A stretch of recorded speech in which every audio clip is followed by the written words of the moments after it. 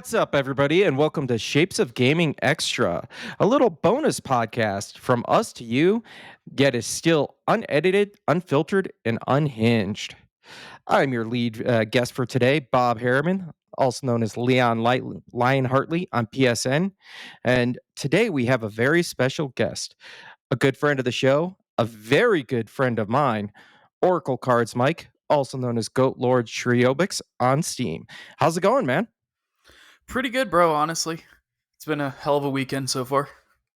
Yeah, we're recording this on Mother's Day, so anybody out there, I hope you haven't forgotten by the time you hear this to call your mom, give her that love. What about you? You finally get a chance to call her? Yeah, I called her as soon as I woke up this morning. She seemed to be having a pretty good day, minus all the rainstorms in Florida. Ooh, yeah, we just recently got those rainstorms here, and it's finally drying out. Got a chance to do that awesome mowing the lawn before the HOA people come banging at your door. I don't know if you deal with that where you're at. Yeah, no, there's no HOAs. I can have my yard as screwed up as I want it to. I can have my house whatever color I want it to. As many cars as I want out front, which is awesome for me. I'm a car guy, but yeah, there's no HOA here. Thank God. Yeah, absolutely. You're gonna paint it red, white, and blue stripes come July 4th, right?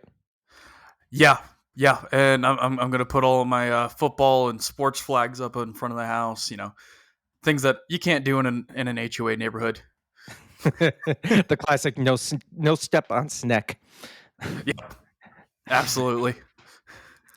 But yeah, man. So for our audience out there, we decided after some discussion in the background, we thought we'd do a little bonus episode for y'all here. This is going to be, just as a note, it is a deep dive discussion into the Elder Scrolls for Oblivion Remastered. So if you are shy about spoilers, haven't played the game, even if it's the original in 20 years, or you're worried about any changes or anything that have been made along the way with the remaster, we will be discussing those. So this is your chance now to go ahead and exit the highway, and feel free to come back if you like. If not, absolutely, please stick around. Just a couple of things to cover. Remember, we're follow us and listen on your podcast service of choice. We're also on YouTube. Make sure to like, comment, subscribe, all of that good stuff. It helps this community grow, and as we grow, we can do better and cooler things. All right, so Mr. Oracle Mike, let's Elder Scrolls for Oblivion, man. This has been I know I try to get some more people here, but this is you and I going together. We both played this game pretty recently. What platform are you playing this one on? I've got it on PC. You know, I love my consoles. I've got it on PC. I've got the original on PS3. I also have the original on PC as well. And I very much just prefer gaming on PC. I can kind of have a little bit more freedom with it with modding and whatnot.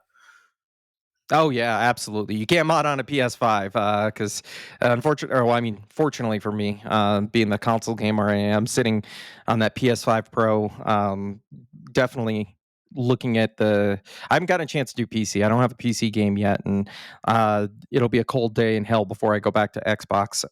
But absolutely, man, that's good. Get some perspective because I'm interested to hear your thoughts on the differences in performance and some things that I'm hearing between the console version and the PC version. Are you playing? What kind of graphics card are you running with? I've got a 7900 XTX. It's a AMD card. Um, it's phenomenal. I've used it for literally everything as small as Minecraft. Um, and yes, it does play Doom. I know that that's a meme. Um, I, uh, I love this card. I use it for 4K gaming. I use it for 2K gaming. I've used it for 1080p gaming. It's absolutely phenomenal. Oh, good, good. Maybe I'll have to hit you up when I'm finally ready to get back into the PC world. Right? But yeah, okay, cool. Well, I guess we'll start this right off without further ado.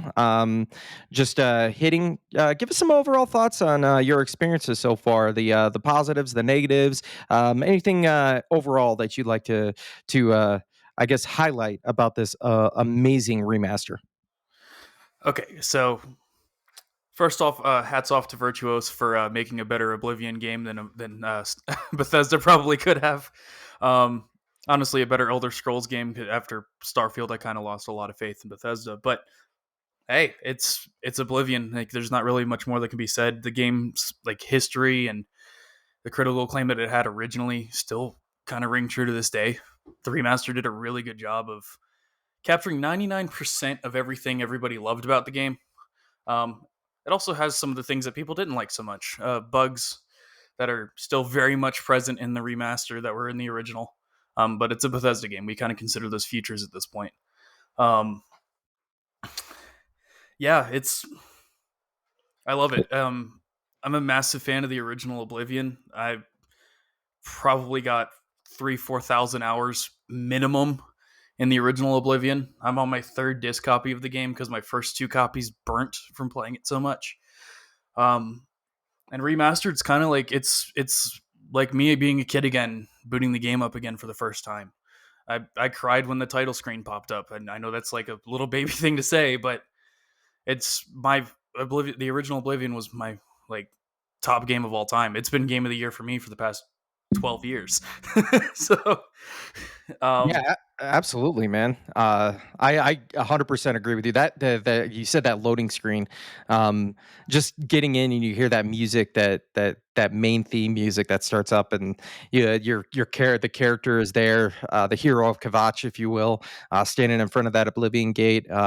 Just it brings that what do you call that shiver up your spine? That just nostalgia. It instantly takes you back almost 20 years now at this point. uh, the game came out in uh, Yeah, I can help you with that one. It I think it was came out like in 2000. 2008. Yeah. You're close. You're close. It came out in 2006, the original. Jesus. Lovely. Yeah. Yeah, You it's feel old yet? a little bit, yeah. I remember being a kid, this shows the age gap between you and I a little bit, but I remember being a kid sitting in my pajamas with no shirt on in the living room while my dad played Oblivion. And I was like, what is this? Like, what is this masterpiece? Because I'd never seen a fantasy game like it before.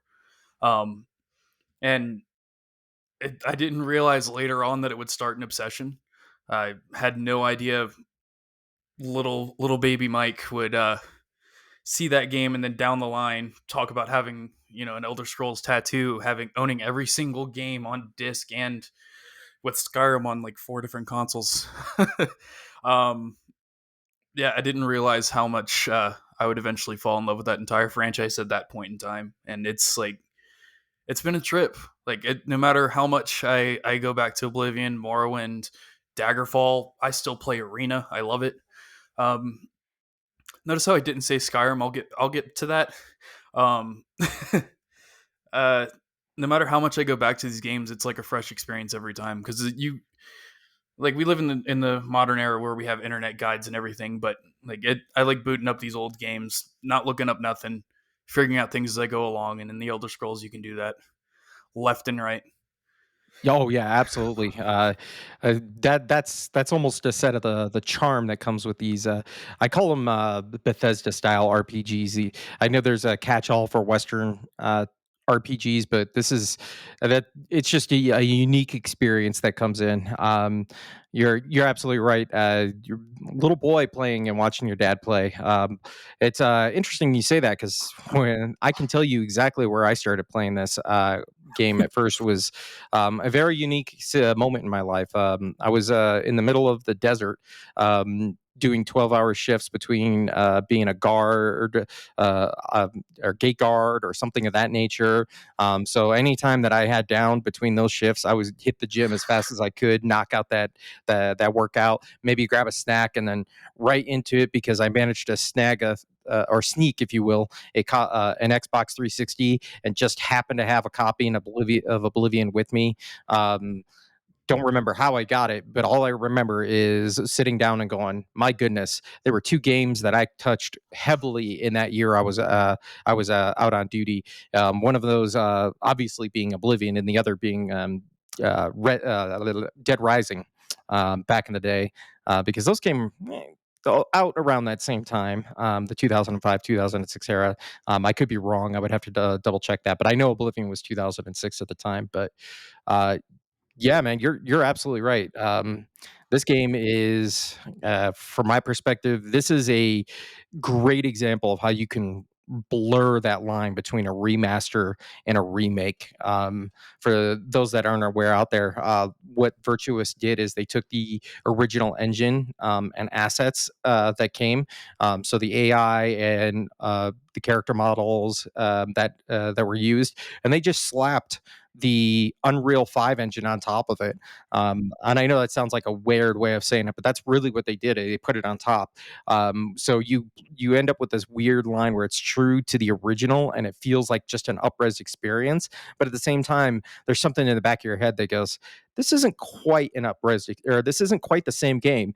And then eventually, of course, like you said there, Mike, you end up with those little bugs along the way, that little bit of charm that you go, "Oh, this is the Oblivion I remember," and you've got that big smile on your face. I don't know about you, but I had an experience where I was showing a friend of mine the game because he's never played an Elder Scrolls game.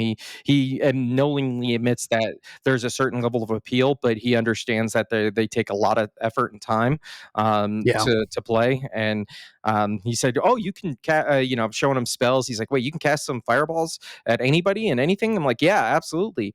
And we're in the capital city there. In Citadel, and he goes, "Well, why don't you hit that guard?" So I hit a one of the guardsmen with a fireball, and he immediately starts screaming bloody murder about how he's being attacked and needs help. And then within just a few moments, turns around, looks at my character, and runs up to me while he's still on fire, giving us that classic "Stop, criminal son, scum! You have violated the law."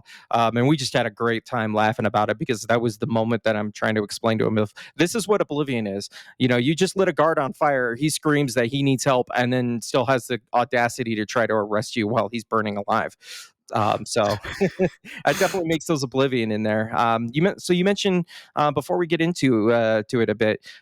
So you mentioned some of the Elder Scrolls games. I know you alluded to Skyrim. Was Oblivion your first Elder Scrolls experience, or was it one of the older ones? Oblivion was absolutely my first Elder Scrolls experience. It was actually, honestly, aside from like GoldenEye 007 and other games from like the Nintendo 64 era, it was actually my first person game in general. Um, and I never played it in first person because it bothered me that I couldn't see my character that I spent so much time putting cool armor on. Um, which the Oblivion Remaster did fix. I actually really like the camera angle that they did with that, but we'll get more into that. Um, yeah, it was my first ever first person game, as well as my first Bethesda game, honestly. Um, and it like I had already said, it changed everything for me, honestly. um, I think it was like at that moment I realized that like there was more than just like Mario Kart and Sonic the Hedgehog games, and I still love those. I still play them all the time, but like there's nothing like booting up these old games, or in this case the remaster, um, and just like going through having a grand time, cutting down guards in the Imperial City, shooting fireballs at weird peasants on the waterfront. Like the game's got its own charm, and that might have just revealed a little bit of how I play the game, but it's fine. Oh, we'll definitely get there. Yeah, yeah, but yeah, that's absolutely it. It was the first. So from my perspective, Oblivion was not my first Elder Scrolls experience, but it was the first Elder Scrolls experience where it's the Danny DeVito meme from Always Sunny, where he's just like, "I get it, I finally understand it," because I played Morrowind on the original Xbox back in the day, and that is for anybody out there that doesn't understand, Elder Scrolls has evolved quite a ways, and Morrowind was the first junction into the console space. The previous two were on PC only, and the Morrowind was very, very rough, even by back in the day standards. You understood what happened only when you pressed a button. Um, unless you were the Uber kid, Uber kind of player that sits around and read all of the instruction manuals and read all of the menu options and the tutorials. And still, even then, it didn't give you everything that was in there. But yeah, Mike, you're right. This was Oblivion was that first game where you went, oh, this is what a true modern game can feel like. Yeah, Uh, we had first person before, but we didn't have anything quite like this. yeah. I mean, yeah. I'll give credit where credit's due. Doom was first person before Oblivion made it cool. I said what I said. There's no take backsies on that comment. Um, but yeah, like I from there. That's when I was like playing like Call of Duty World at War, um, like the first couple of Medal of Honor games because my dad had those for his PC, um, and like eventually like I don't know what happened, just something clicked and like I guess I didn't want to play with those toys anymore. You know that meme? Um, Oh uh, yeah.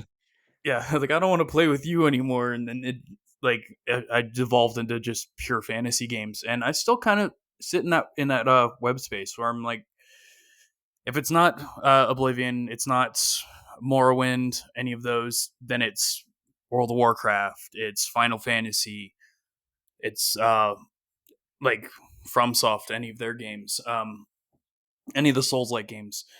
Like that's where I am now. It's not so much Tomb Raider as much as I loved it back in the day. Still love it. I still play Tomb Raider 2. I have a disc copy of it for PS1. Um, I still play like the Resident Evil games. I still play, Silent Hill and all those.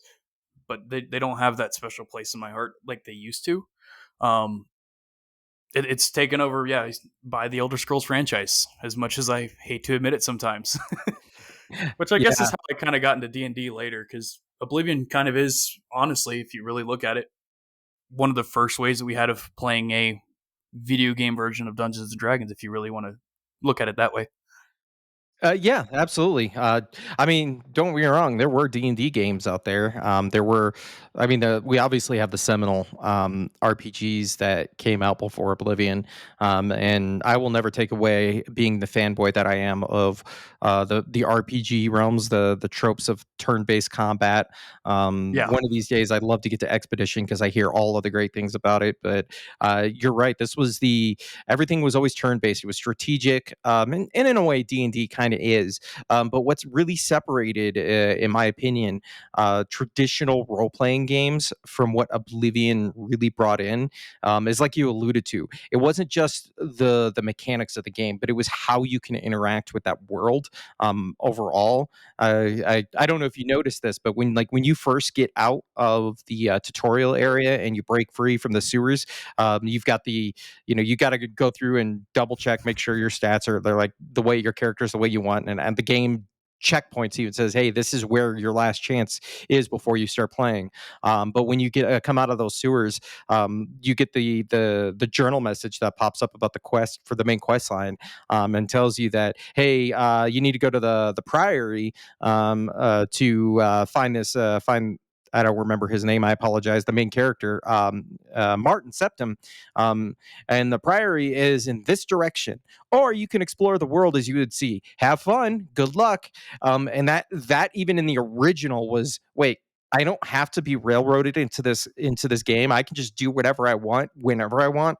And absolutely, that was it. And that kind of feels like D&D sometimes. You and I, we play and sit at the table, and sometimes I've got things planned out for you guys, and then sometimes you all just go off into your own world, and now all of a sudden, instead of being a procedurally generated game following the book, you got to acapella and spitball some things. Yep. Yeah. You'll come up with a whole plan, and then we say, "Hey, screw the rules. We've got our own plan," and that is true. I'll never forget being a young kid. Like the first time my family ever let me play Oblivion on my own. It was a really good experience to fuck around and find out. Pardon my language. But Oh, we don't care around here.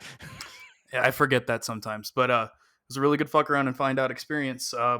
Left for the sewers, the game legitimately tells you nothing. It says, "Hey, go to Wayne and Priory. Here's your fast travel marker. Good luck."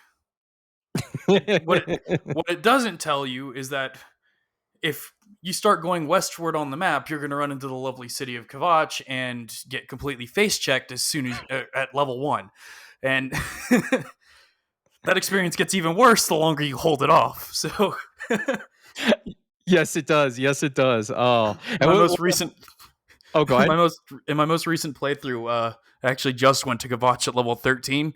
That was a terrible idea.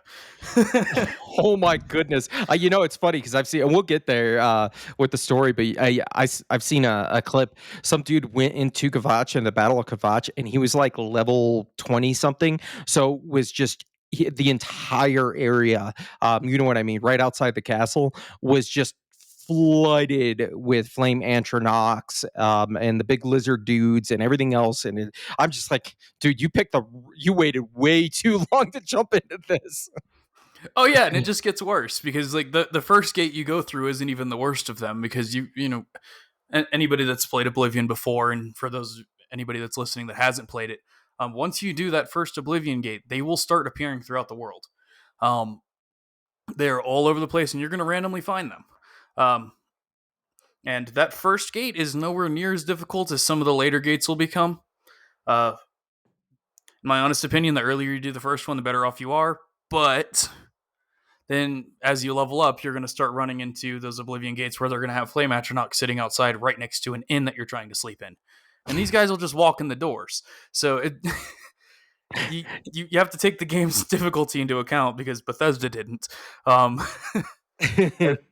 the world very much scales with you, and yeah, can lead to some pretty hilarious moments if you're not paying attention to how you're playing the game. Yeah, absolutely. And we will definitely get there.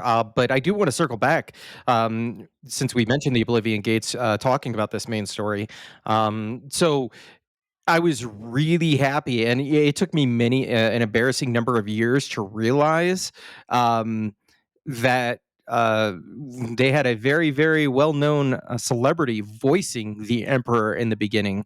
It didn't catch me because I was playing on a bad TV in the middle of the desert. So, what do you think about that?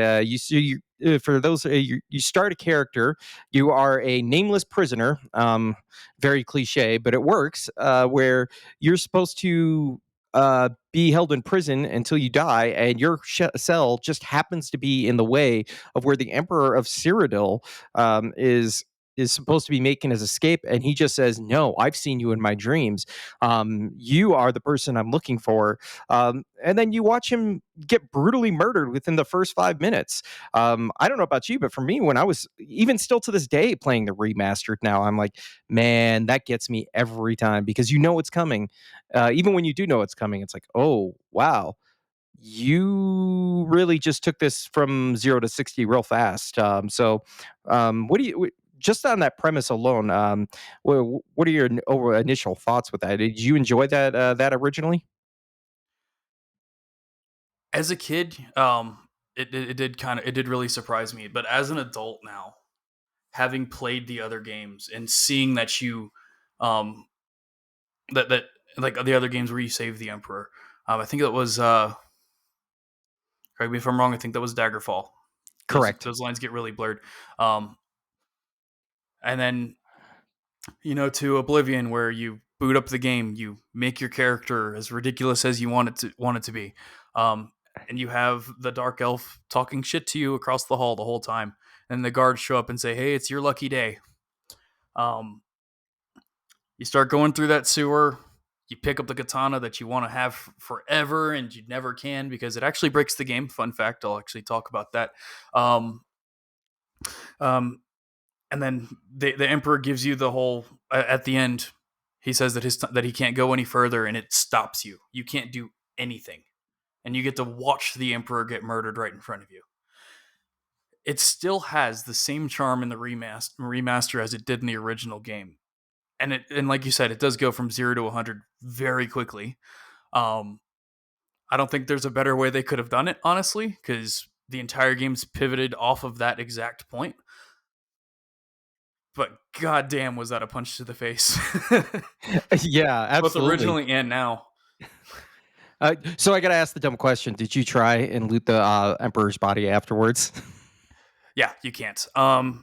There are ways that you could, if you there are ways you can exploit to try and loot the body. There's ways you can exploit to revive the emperor, and it completely breaks the game. Um, there's also ways that katana that I mentioned, you can successfully get it out of the sewer. But if you do, the guard that you speak to in the sewer will remain in the sewer the entire length of the game until you go back and hand him the katana. Um, because he's supposed to show up in it's Cloud Ruler Temple. Um, at the end of the game, he's supposed to be one of the blades there. And sorry, spoiler alert, everybody. Um, he's supposed to be one of the blades there, and if you don't give him that katana, he doesn't even spawn in. But you can go back to the sewers at any time, and him and the Emperor's body will both still be there. Wow, I never actually knew that. Of course, I guess I never tried to think about it that way. That's really cool to know that. Now I may have to fire up another run of this game and see what we get out of it. What I can do to really fundamentally break it. But that's pretty cool. You mentioned Cloud Ruler Temple, so um, I know that comes a little bit late. Well, that's actually your next, supposed to be your next stop. Where not supposed to be, but the Wayne and Priory is supposed to be. And you're supposed to meet Martin Septim and going through taking him to Cloud Ruler Temple. I don't know. I guess really what I'm trying to get at here is. So the story kind of has this very much the vibes and feels of, hey, no, oh crap, it has broken out. You are literally trying to save the entire world in existence as you know it is, from Mehrunes Dagon, the prince, the Daedric Prince of Destruction. But you mentioned those Oblivion gates, man, especially at Kavach. Uh, I don't know. There's something special about what they did to those portals. I don't know if you felt it when you were looking at it for the first time. Yeah, I will say, um, booting up Oblivion as it originally was versus the remastered, there was there was the cool factor, yeah, in the original game, but at least for me, playing it at 4K, um, walking up to those Oblivion gates for the first time in the remastered is a almost feels like an out of body experience. It is the way that they remastered it, where the original game, the sky would change color a little bit, and this one, as you're getting up there to Kavach, as you're going up near any Oblivion gate, you start getting that feeling. The music starts playing, and then when you walk up, for some reason, seeing this portal to hell in Unreal Engine 5 is just absolutely insane. And it's really intimidating. It really is. And it kind of more so brings home just how bad things are in Kavach. Um, versus the original game, you're like, oh, it's just a portal and there's some weird guys in cloaks with swords out front. But like UE5, Kavach is on fire. All hell is broken loose. Like it is it almost feels completely different, and I love it. I'm here for every second of it. Yeah, absolutely.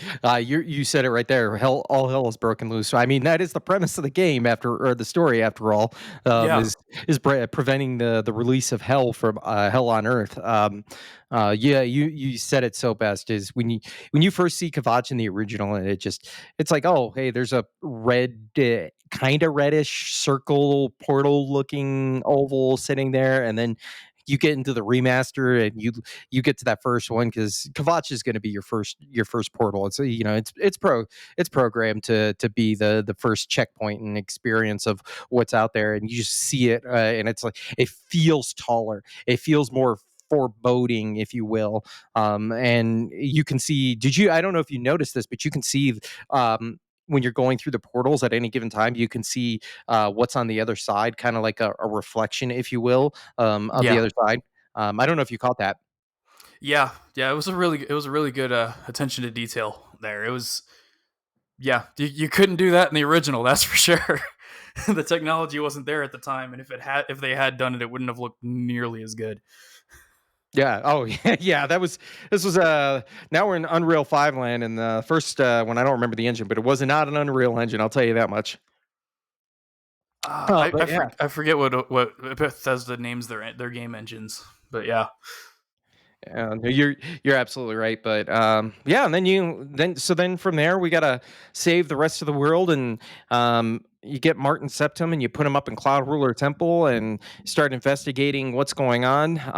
I did want to so from there we take it takes a turn and we have to basically do almost like a sleuthing part of this experience where you're investigating uh, the cult that's trying to bring about the end of days, the Oblivion, the mythic dawn.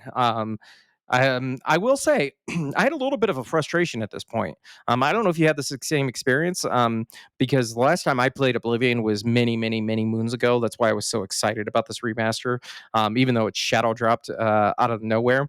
Was trying yeah, to find the mythic dawn. Uh, I guess you could say hideout for lack of better terms that was in the cave.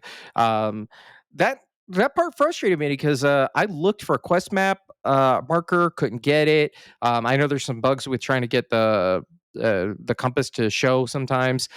So I followed the normal steps I would, couldn't get anything. I read the books that you pick up, those four writings that are required in order to see it, and I still was like, I don't know what I'm supposed to do. So this was one of the few times where I was like, I think I remember, but I'm going to look this up just to be on the safe side. And then, of course, naturally, that's when you're waiting inside the Imperial City for the sun to rise, so you can then get a map marker that shows you where to go. I don't know if you had that same frustration that I did in trouble when you were replaying this game. yeah. First of all, it's not a bug; it's a feature. I will say I will say that until the day I die. Oblivion, including the remastered, has no bugs. It's all features. Um, yeah, no, I've had the same problem. Not just with that quest, I have with other quests as well. I don't know if you've done the Knights of the Nine DLC yet. It, I knew for me, having played as much as I have, I know offhand immediately where Perennial's old shrine is. I know exactly where it is, but it doesn't give it didn't give me a quest marker. So I'm like, oh, okay, if anybody else doesn't get this quest marker, they're not going to know that this is underwater. You got to find it. Um, so I'm like, Jesus. That No, I one, if I've been playing it for the first time, that one would have destroyed me. Yeah, absolutely, man. See, I didn't do it, but that's because I was going for the platinum, and we'll touch base on or the platinum trophy, but we'll touch base on there with later about achievements. Is just because there was no achievements associated with Knights of the Nine, and it's quite frankly not my favorite. So I kind of skipped that part of the DLC. But all right, so I'm glad I wasn't the only one that had that Yeah, correction, not bug, but feature when I was doing the main quest. yeah. There's quite a few bugs. It's if Virtuos or Bethesda come by and they fix it, so be it. If they don't, hey guys, the internet exists. The core parts of the games have not changed. If you played the originals, you still know where things are. If you played them enough, like I did. Um, if if you can't find anything, Sergeant Google is a hell of a thing. If you're having problems with the games, um, the online community for the remastered as well as the original Oblivion is incredibly healthy and incredibly helpful. Um, there's a whole subreddit for the remastered. There's a subreddit for the original Oblivion. There's also a Bethesda Games subreddit as well. You can consult anything like anybody on any of those forums. People can kind of generally point you in the right direction. Yeah, absolutely. I found a few of them out there because we'll get into the exploits later, but there were some exploits and things that were changed. Some that stayed the same. So I definitely would go searching into that community, going, all right, what's still here? And it surprised me how quick people found yeah different workarounds like the the old athletics where you're jumping in the walkway was broken, but then I think it was not even a day later, somebody had already posted a video about how you could re-exploit. It was just in a different location. Well, But yeah, the exploits back then had more than one spot you could do them at too. We everybody just had like the number one spot for everything, and I guess like the community was just super quick and really, really, really, really, really fast. I don't even think it took like 2 hours after game launch before people were posting like, "This is where you get the most broken stuff. This is how you do this exploit," which is awesome if you're new to the game. But there's little tiny details people don't talk about if you decide you want to power level your stats a little too soon. Um, because the game scales in difficulty with your level, and if you decide you want to power level your acrobatics in the walkway and get your acrobatics up to level 100, and you're sitting here, I think you'd be like level 11 or so if you did that with just one skill right out the gate. Because it's still level up a core skill 10 times to level to gain a level, just like it was in the original game. Um, no, Um, no, actually, no. If you can, go look. So that's what's interesting. This is why it's features, not bugs. Is when you're doing your skill increases, because of, and we'll get into this with some of the changes. But the short answer is, all skills level up, but the minor skills are only supposed to give you a certain percentage of that level up bar that they've okay. made. But it's currently bugged. I don't know if they're going to get when they're going to fix it or if they've already fixed it to where it actually gives the normal amount. So if you took athletics as a minor skill and then just upgraded athletics to 100 right out the gate, it'll give you the same amount if it was a major skill. Yeah, I realized that when I was doing my mercantile. Sorry that I gave everybody false information there. Yeah, the original Oblivion was your main core skills. You leveled up 10 times, and or if you any of your major skills in any combination of them, 10 level ups will give you a level up in game, um, and you could then decide how you wanted to distribute your stats versus uh, current Oblivion Remastered. Won't say whether or not I like the new leveling system. I'm still on the fence about that. Uh, in my personal opinion, the game's not as difficult as the original was, which is a good thing. There were some things that were abhorrently difficult in the original Oblivion versus the remastered, but it's the leveling system's interesting. I don't know how I feel about it yet. Bob, you've probably got something to say on that, but it's I don't know. It's not quite sitting right with me, but it's not bad. Yeah, absolutely. And we'll definitely get there when we start to when we discuss the changes because I have some insight and some thoughts on that. Because I absolutely did everything I could to min max for an old call out for you D&D players out there. Min max the hell out of my character in the original. Excuse me, based on the level up system and how it played out. But um, yeah, I guess the other thing I wanted to touch on with this main quest line was we have obviously there are the two other major touch points. One of them is getting the Great Gate to open up, which requires, of course, doing some more main quest line. It's all fetch questy stuff. I don't know about you, but this is where I felt like the main quest line was at its weakest point. Because you're finding a piece of this that you need, and then you go back to Martin, and he's like, "Okay, cool. Hey, can you go get this next piece?" And it's like, "Well, why do I have to do this 6 times versus just finding everything in the wild?"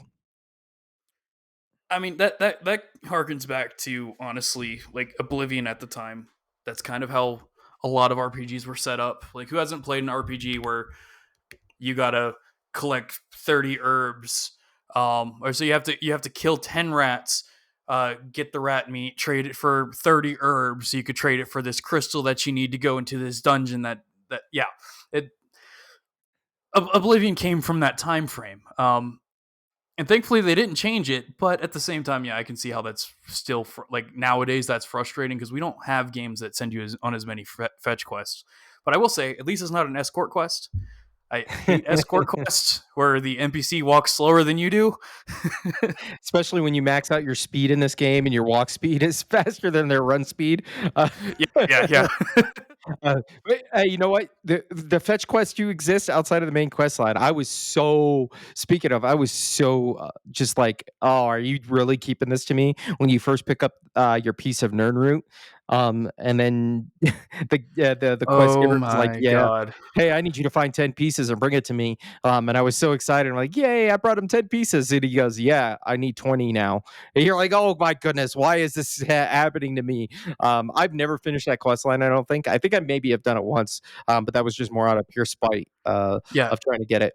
Especially if I don't know if you know this, but with the Nern root, you can't put it in the. And we'll touch on the factions, but when you become the Archmage, um, you can't put it in the enchanted chest and wait a week. That's one of the only ingredients that does not duplicate. Yeah. You also can't do the duplication feature bug, if you will, with Nernroot either.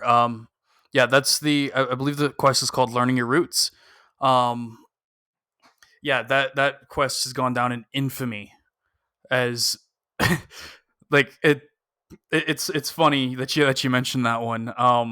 Before I had even bought the game, I I've been on the Elder Scrolls subreddits for a long time. All right, and before I had even touched the game, one of the first things I saw, like literally the day of Remastered's launch, hey guys, does anybody have a guide on how to do the Learning Your Roots quest? I'm like, oh no, you too.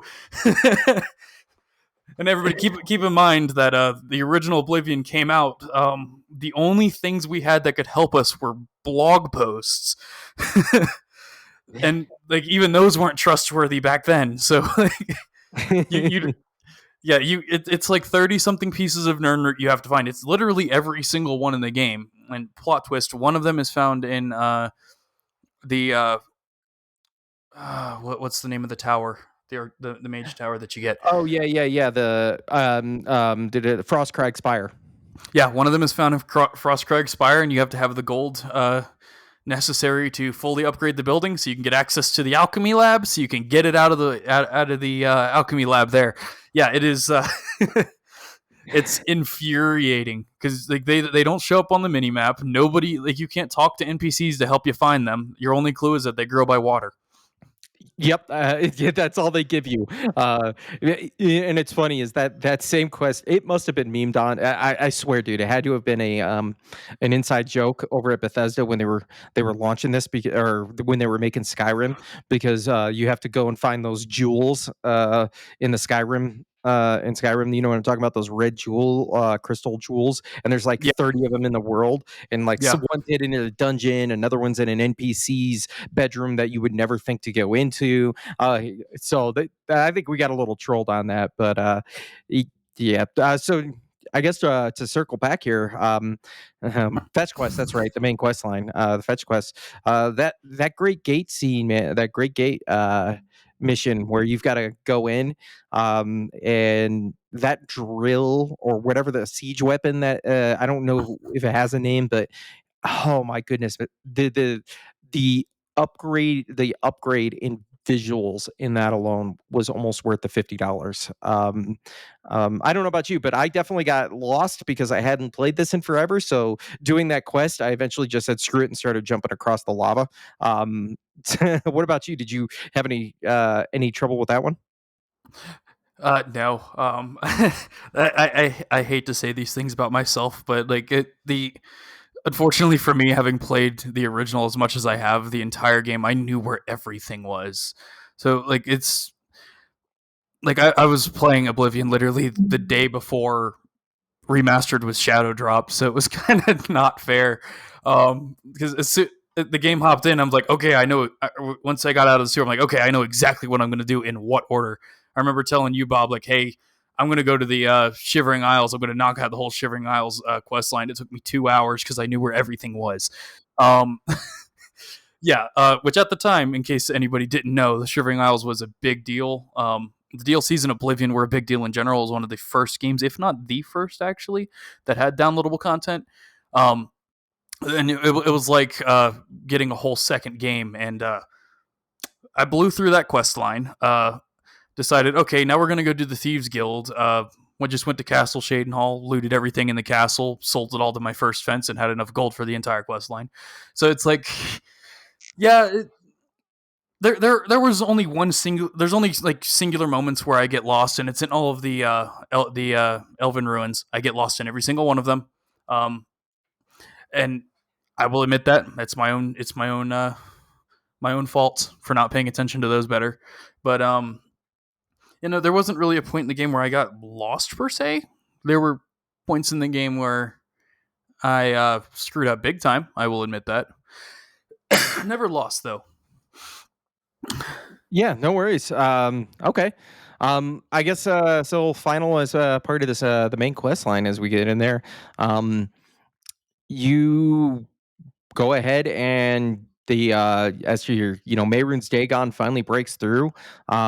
This was the crescendo, man. This was the part that I paid the money for. This is the the piece that I was looking forward to the most out of the visual upgrades. That ending scene between in a battle between with Mayrunes and the dragon comes down. Oh my goodness, man. It felt like it meant in my mind, and tell me if you agree with this, is in my mind that's what the original Oblivion looked like in my head, even though I know that's ostensibly not the truth. Well, yeah, absolutely, absolutely. It was awesome in the original Oblivion.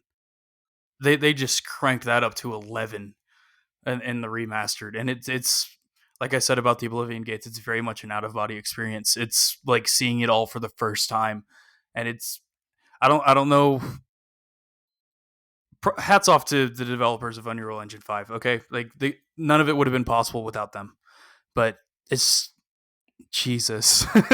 There's not much I can really say other than that. It's gorgeous. It's awesome. It's badass. For you Skyrim fans, it's like seeing Alduin for the first time. Um, yeah, it's absolutely amazing. It's stunning. Yeah, yeah. So you Oh, I'm sorry, go ahead. No, that wasn't. You're good. You're good. All right, yeah, yeah. So you say, yeah. So speaking of Skyrim, yeah, I learned. I haven't confirmed this yet, but I've heard rumors that so you can break out of the bounds of the main of Cyrodiil, Yes. and go through the other areas. If you get in the borders between Cyrodiil and Skyrim, you can see the throat of the mountain or throat of the world. Yep. You can. Also, as well, if you go up there after doing the Siege of Kavach, and the Oblivion portal starts spawning out, when you go out of the world boundary for Oblivion, there's actually an Oblivion gate that spawns in Skyrim. Oh wow, Yeah, that would be a you really can't good go up plot to it. twist. Yeah, you can't go up to it, but it is there. Oh man, that'd be a great plot twist. The Yeah, Dragonborn comes out of the Oblivion portal, and you hear that startup sound. That would be good. Man, so I don't, so I don't know. I'm gonna tell. So speaking of Skyrim, um, as much as that game's amazing, I gotta or great, should I say? I mean, it is amazing, but I gotta say the main quest in Oblivion. The actual risks that are at play, and the weight of the world, I just think it overall feels better, compared to, "Ooh, I'm a dragonborn," versus I'm a prisoner that becomes pseudo god, and in fact becomes half a god by the end if you do the DLCs or one of the DLCs, or Shivering Isles, should I say. Um and just it's so much more entertaining. Um, I don't know if you feel that way. So this is your time to rip on Skyrim if you like. and rip I shall. Okay. First off, I'm gonna say this: I don't hate Skyrim. I don't. I love it. I still play it. I own it on 4 separate consoles because for some reason Bethesda can manage to sell me Skyrim on everything. I'm surprised I don't have it for a dishwasher yet. Um, now, Skyrim, you start up the game. You They give you the whole, "Hey, you're finally awake." You go into the chopping block, and all of a sudden, 5 minutes later, you find out that you're this Dragonborn thing. That's cool. That's awesome. Um, No explanation as to how. No explanation as to why. Nobody knows why you were on the chopping block to begin with. Um, just like in Oblivion, you don't know why your character is in prison. If it's anything like how I normally play my characters, I probably stole 300,000 gold worth of stuff and killed like 40 people. But Skyrim doesn't give you any of the how, the why, any of this. It just says, "Hey, you're a dragonborn," because you go into you go in to what was it? It's Bleak Falls Barrow, isn't it? Yep, And you that's learn to correct. shout, and they're like, "Okay, yeah, you're a dragonborn," which is cool at all. You play through the whole quest, you learn more shouts, you learn more magic, and you fight Alduin, who I believe is in the Elder Scrolls universe. He's the god of time. Correct. I believe that is correct. Um, and like it all culminates like the entire game. It's kind of like Oblivion is, where you're going through every Oblivion gate you see throughout the entire game. Pretty much everything's the same. Um, and Skyrim, you go through, you randomly run into a dragon, you kill the dragon, you get stronger. Wash, rinse, repeat until you fight Alduin. Um, but in my personal opinion, um, Skyrim is a little bit more repetitive. And because of that, it's not my game of choice. Um, every time you boot up Skyrim, you say you want to play a certain thing, you always end up a sneaky archer because that's the most optimized build for the entire game. Everybody knows that. If you say otherwise, you're lying to yourself. Um, yeah, it's everybody plays Skyrim the same exact way. Everybody goes through the story the same exact way. Yeah, you can. There's more content in Skyrim. You can go off the rails. You can do every side quest in the game before you ever touch the main quest. But then the main quest is easy as hell.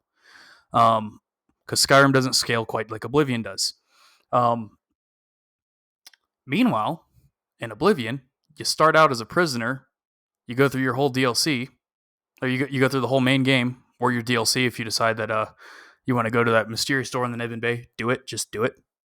It's great. Do it. Um, and you end up later on becoming the Daedric Prince of Madness, Sheogorath, which is referenced in Skyrim. Okay, and this will bring up a long debate that I've keep seeing on the TikTok and on Facebook and everything about the Dragonborn versus the Hero of Kvatch. It's not the Dragonborn versus the Hero of Kvatch. It's the Dragonborn versus Sheogorath. Okay, it's You, yeah you, you're right. the Dragonborn fought Alduin and killed Alduin. Okay, the Dragonborn is nowhere near as powerful as Sheogorath is. Period. End of story. Okay. Sorry to all you Skyrim lovers out there. You're wrong. Okay. um, there's the hero there's of a defender already right now typing it in the yeah, comments. I can hear it. yeah, and when another reason why I can say you're wrong about Skyrim too is how many people listening to this, how many people have played Skyrim as well, that might not be listening to this, that currently still play the game without mods. Yeah, no, that's Skyrim, totally fair. in my personal opinion, and I've played Skyrim all the way through more than once. I've played Oblivion all the way through more than once. Clearly, it's not. Once you go through Skyrim once, you've gone through it. You have to turn on those mods because the game is incredibly wash, rinse, repeat over and over and over again. Oblivion's the same way. I can't act like it's not. I can't act like Morrowind isn't. I can't act like Daggerfall isn't, and Arena definitely is. But it's you can go through Oblivion, you can have a fresh experience every time. If you go into Skyrim, you're going to play the same game every single time in the same exact way. Even if you try and you're like, "Oh, I'm going to be this big huge like I'm going to wield claymores and warhammers. I'm going to be this orc." You're going to end up a sneaky archer because huge warhammer don't work on flying dragon. It's funny. Little secret. I know this sounds like a Skyrim segment, but we'll get back. Is before the sneaky archer technology really started to get popular, I played my original playthrough as a orc that was dual wielding maces. I mastered everything out, and that was actually when I realized that Skyrim was easier than Oblivion. This was before the sneaky archer stuff came out, because I would I literally almost three shot Alduin at the end. Sorry, spoilers for Skyrim. I'm sorry for any of those out there.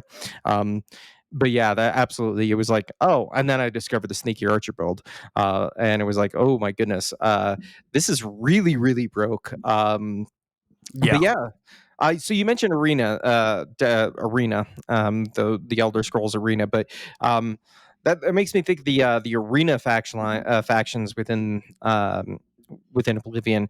So you said you went out and did the Thieves Guild first. Is that where you started with them as the first faction that you completed? Yeah. It normally is. Just because I enjoy the Thieves Guild storyline, and I'm sorry if I state any spoilers. Like, not long after, not very far into the storyline, you're framing somebody for an insight because they were selling insider information, which is like super cool. Um, but yeah, it's the Thieves Guild has, in my opinion, the most involved storyline, whereas the Fighters Guild, you start out, you're like, okay, go kill these rats. Okay, now go do this. Okay, now go do this. And then the Mages Guild line is a whole bunch of whatever the hell they feel like. But you end up finishing the Fighters Guild and the Mages Guild relatively quickly. The Thieves Guild, you have to try. You have to get away with stealing items. You have to steal a certain amount of them. Um, and I know I talked to you about it, Bob, where I raided the entirety of Castle Shadenhall and then made the Walk of Shame clear across the entire map over encumbered. You got to do things like that sometimes, and the Thieves Guild questline, and for me, it's the most entertaining. You get to become the Gray Fox. Spoiler alert. Um, Oh, this did so. Oblivion's a spoiler alert. This whole episode, but yes, keep going. Gray yeah, Fox, you're touching on it. I love it. yeah. You get to become the Gray Fox. It's awesome. Like it's one of those times in the Elder Scrolls franchise where like you see like everything culminate, and it's not the main quest line. It works the same way in Skyrim with the Dark Brotherhood. You see the culmination of everything. You see the build up, and then you get there, and you're like, "Oh my god, I'm awesome." Yeah, you're right. I'm awesome. The, yeah, stealing, like you said, stealing a certain amount of gold in order to be able to hit the next checkpoint to be able to start the quest line, was just. I don't know. It was so entertaining. And then like you said, the quest line itself, that you're going through, and then it's, oh, hey, the Gray Fox really just wanted an Elder Scroll because he's trying to rewrite time and existence as it is. And you see him use an Elder Scroll. I was like, oh my goodness, did he just absolutely do that? Yeah, and it's awesome. I mean, obviously, the Elder Scrolls are in every single Elder Scrolls game, but like that's for me, that was like one of those like, wow, what the fuck? Like Yeah. in Skyrim, you see so many of them, but like the Gray Fox is just over here, like, "Hey, I'm gonna use this," and you're like, "No, you won't." And he's like, "Yeah, yeah, I'm gonna use it." Yeah, they give you a warning. Anybody that's even able to read an Elder Scroll goes blind, and this dude over here just casually rewriting existence like he's Thanos. Yeah, it's absolutely insane. Absolutely insane. So God, I love that whole quest line. oh yeah, absolutely. So is that the? Well, we'll touch that in a minute. So yeah, I guess really the Thieves Guild is. We got to talk about it, man. I'm sorry, but Thieves Guild, in my opinion, and I don't know if you feel this way, is second fiddle only to the Dark Brotherhood. Oh yeah. Oh yeah. Okay. I will say so I've played Oblivion through shit. It's probably 300 400 times all the way through the original game at this point. Um and I kid you not, I forgot about the Dark Brotherhood. Cuz like it became like so like it's not like forgot it in a bad way. It became so ingrained in my playstyle that I'm just like, "Oh, this is going to happen." Um that I didn't think in the remastered. I was like, oh, I'm gonna kill somebody. Oh well, and it was the Adoring Fan because I hate it.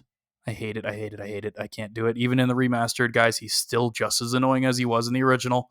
Um, yeah, I did not sit there and think, oh well, you know what, this is gonna open up this whole bag of worms. And then Lucien LeChance shows up, and dear God, it is way creepier in Unreal Engine than it is in the original. Oh my Like, goodness, you're absolutely right. it's like, you sleep rather soundly for a murder. I'm like, first off, dude, I'm in a cave. How the hell did you find me? Oh, Like, oh, you had that experience too, where yeah, you're taking a nap in a cave and he just shows up. yeah. I was like, oh God. Oh, that was I was in the I think I was actually in the middle of doing the Mythic Dawn main quest line, and I had a level up. So I was in the Mythic Dawn's temple, right outside the entrance, and was like, "Oh, I need to level up. Hey, there's a happens to be a convenient sleeping bag." So I take down, and all of a sudden, LeChance shows up. You sleep soundly for a murderer. I'm like, dude, I'm in the main quest line. You're side content. Get out of here. Yeah, yeah. No matter what you're doing, he will find you every single time. And it's a whole lot less involved than the Skyrim's Dark Brotherhood is. Where like I forget where you started in Skyrim. I hate to say that, but like you go through the whole ritual, whatnot, with the little boy trying to summon the Dark Brotherhood. Yep. Versus Oblivion, you just kind of happen to stumble upon it. Because I guarantee you, in your playthrough, no matter who you are, you're going to accidentally kill somebody, and you're going to trigger the bloodline or not the quest line. Shit. Yeah, absolutely. You will accidentally. I know that for my start, there was so I will say I've been in the main quest line where you've got those multiple NPC battles, and I go to backstab. I was playing a stealthy dagger build, and we'll get into our characters here in a little bit, but I go to backstab somebody as I'm stealth, and an NPC walks right, some random guard walks right in front of me, and I hit him for 8 times damage and just one shot the dude, and I'm like, oh, here we go. But I actually got it from the Mages Guild when I don't remember which part of that Mages Guild, the name of the quest, but you've got to sneak in and go report to find the one female mage that ultimately betrays the guild. But it's coming. You're like, all right, it's kind of foreshadowed. So I thought I'd get smart and kill all of the people on the way in because I'm going to have to do it anyways on the way out. And apparently, when you do that on the way in, the game codes them as not hostile. So Yeah. as soon as I one shot one of them, I got that message, an ominous and cold presence has monitored your murder, and I'm like, what? Okay, I guess we're starting the Dark Brotherhood quest. Yeah. Yeah. I'm on my third playthrough of Oblivion Remastered right now. If that tells you how quickly I've gone through everything. This time around, I accidentally got it in the sewer. When all the guards are fighting the Mythic Dawn assassins, I accidentally killed one of the guys, and I was like, great. Oh no! Immediately, as soon as I get out, I'm gonna get a talk from LeChance. Like, as soon as I get out, and yeah, it happened. I went to the fort right by the sewers because that's where I go to get my first set of armor. And laid down on one of the bedrolls, and there he is. I'm like, great. We're not even 30 minutes into this damn game. That's actually the best part of that faction or that quest line series, if you will, is just the Fighters Guild and the Mages Guild. You kind of just show up and you sign up on a sheet and you're like, I want to join the guild, and they're like, all right, sign here, cool, you're part of the member now. And then naturally with the Thieves Guild, it's a little bit more nuanced, but it's ostensibly the same thing. Once you find them, you go, hey, I want to be a member. But there's no finding the Dark Brotherhood, and the only way you get through is you got to murk somebody in cold blood, which has just always been unique, even in Morrowind and Skyrim and stuff. But it's just that makes it so much more interesting way to engage with the game, because you could theoretically try to play Oblivion, and I say try because you're going to accidentally kill somebody, but you could try to play, and theoretically, if you haven't played the game before, you could go through and never even know the Dark Brotherhood existed. Yeah, and like honestly, yeah. But the amount of NPCs in Oblivion that are considered neutral NPCs is absolutely insane. Some of them you wouldn't think of.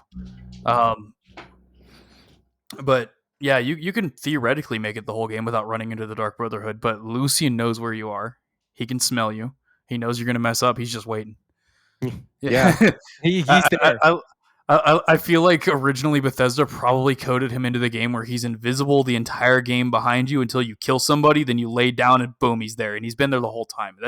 That's my head canon, as he's just following you around the whole time because he knows. I, I Um, I I love that. I love that thought. That is such a programmer thought right there. Is how do we get him in there and code it? Well, why don't we just make him invisible the whole time? yeah, and then as soon as you kill somebody, it turns that 0 to a 1, and he's like, "Hey, what's Hello. up?" Yeah, cue the toad from Mario Kart. Ye- Hello. It's oh, crazy. Yeah, I feel like that would be such a Bethesda thing to do. It really wouldn't surprise me, and I feel like somebody's probably found that out. And if I'm wrong, I'm wrong, but that's got to be it. That's the only explanation. yeah.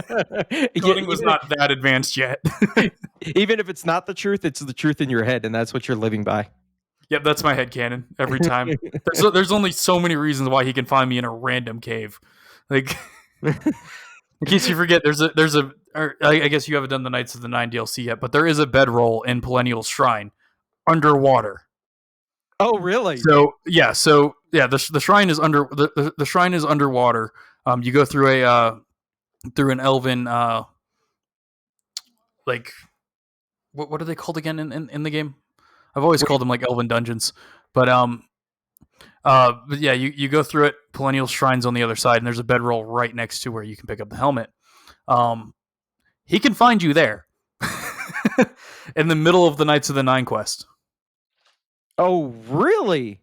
Yeah, I didn't know that. And you know what's funny is I have Iliad, by the way. It's the Iliad ruins is I think what you're yeah, talking Alien about. ruins. There we go. Yeah, I Wait, always call them elven ruins. yeah, yeah. Well, I mean that's what they are. You know, Dwemer is dwarven in this world. But oh, I didn't know that. I'm gonna have to check that out now because I've got the breathe underwater spell, so I could just go take a nap in the water and have him spawn up. And that's the charm of Oblivion is just that shouldn't. It logically makes no sense, but mechanically it was built that way. So the game does its best and manages to somehow still come out on top. Yeah, he can also walk right into your prison cell too if the next time you sleep is in a prison cell, because he deems it a secure place.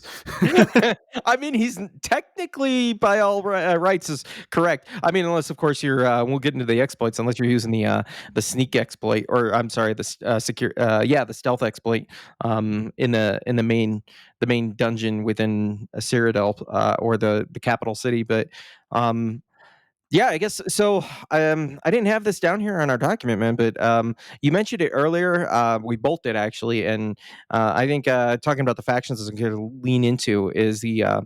I wanted to touch base on the one DLC that gives you additional trophies. For our listeners out there, this is a I got the platinum. The platinum includes going through the main quest line and doing all of the factions. But there's also additional trophies you can get that doesn't count towards a platinum if you're playing on PlayStation or whatever your perfect achievement score is on Xbox. But there's a second set, and they're all related to, quite frankly, one of my favorite DLCs. Easily my favorite DLC in all of the Elder Scroll series and the Fallout series. Anything Oblivion or Bethesda based, to be quite frank. And that's the Shivering Isles DLC, man. You said you ran almost off to it right away. I don't remember. Yeah.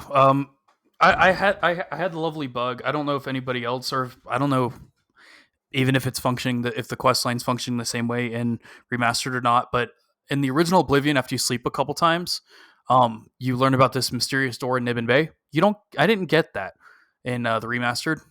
Um, for anybody that's curious, let me pull up the map of the world real quick. Oh no, I know exactly where you're talking about, but I had that same quote unquote bug too. I never actually got the quest marker. It just appeared on the map for me. Which, correct me if I'm wrong, and I'm doing this off the top of my head. It should be southeast of the capital city, in the middle of the major river that dissects the land there, if I'm not mistaken. It's the only island in Nibbin Bay right outside of it's Breville. Yeah, Breville, Yep. I believe. Yep. Mhm. Yeah, if you don't get the quest marker, you can go out there. You can do it. You get a hilarious interaction before you even get to go in. Um, then you get to talk with Joffrey, and it's all kind of downhill from there. It's loads of fun. It's hours if you want it to be hours. It's days if you want it to be days. The Shivering Isles has so much you can do. Um, I personally, I always go through the Mania door after killing the gatekeeper because like as I you get was the gonna same say, quest line either way. Yeah, you get the same quest line either way. It's just more aesthetically pleasing for me to go through the Mania door. I totally can appreciate that. So, which method did you use to kill the gatekeeper?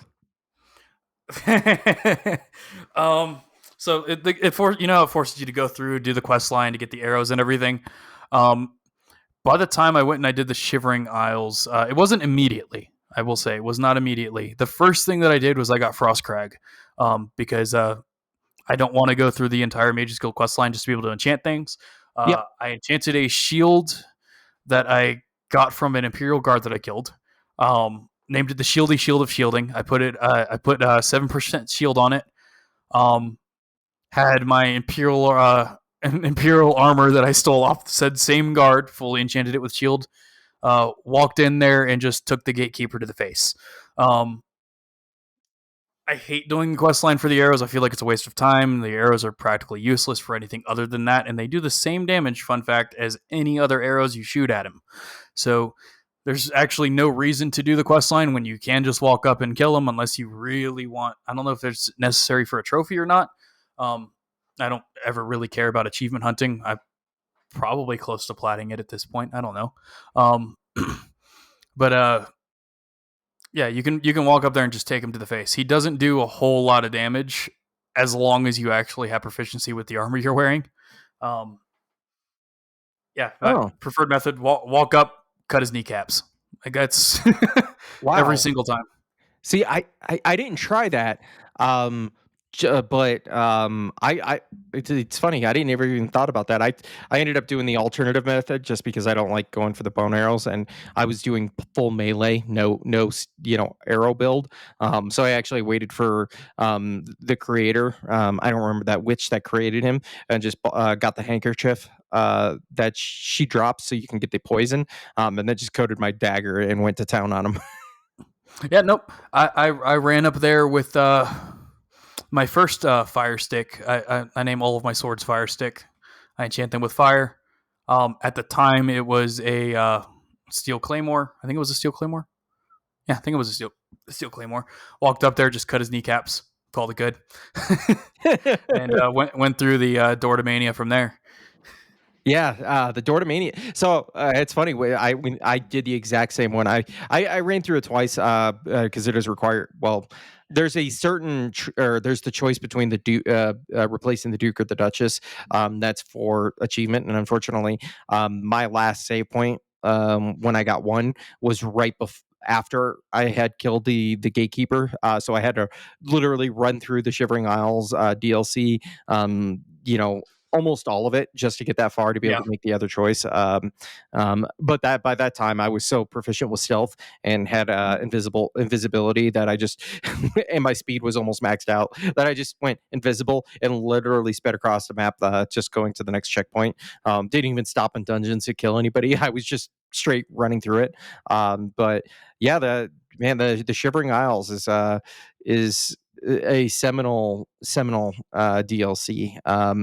Uh, Getting to meet Sheo Gorath, that voice acting is some of the best voice acting in video games, and I do not say that lightly. He did an amazing job. I don't even remember the voice actor that did it, but he really portrays that ultimately, for people that may not have played this, is Sheo Gorath is the Daedric Prince of Madness, but he's not just the Daedric Prince of Madness. He's the Daedric Prince of Order, Jiggalad, and the other Daedric princes were just jealous of him, so they cursed him. And he gets to return every now, every at the end of every era, yeah, to become Jiggalad, and then he goes back to being Sheogorath. But man, that split mind mentality of somebody who's completely lost it just a little bit, but you could still see bits of sanity. You feel it in the voice acting that's there. yeah. And to on who the voice actor was, it was Wes Johnson. Okay. in Oblivion. Um, yeah, it's yeah. He was in Head of State, Invasion for Richer or Poorer, things like that. Yeah, the God, the voice acting on Sheogorath in that game was phenomenal. It was great in Morrowind too. That was a I forget who voiced it in Morrowind. You can feel free to look that up if you want to. But Sheogorath has been in I think every single Elder Scrolls. I don't think he might not have been in the first two. I don't remember off the top of my head. I don't think so, but I don't remember. Those were so long ago, and my exposure to him is very limited. Yeah, it's been a while since I've played Daggerfall or Arena.